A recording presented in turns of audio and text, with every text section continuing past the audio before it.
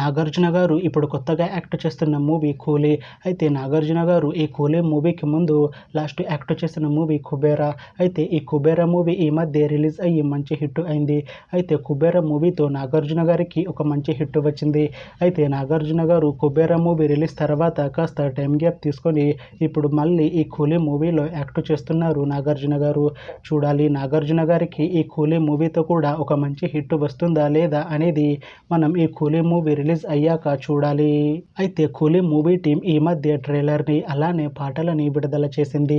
అయితే వాటికి మంచి రెస్పాన్స్ వచ్చింది. అయితే కూలీ మూవీ టీం మాత్రం చాలా కాన్ఫిడెంట్గా ఉన్నారు. ఈ మూవీ మంచి యాక్షన్ ఎంటర్టైన్మెంట్ హిట్ అవుతుంది అంటున్నారు.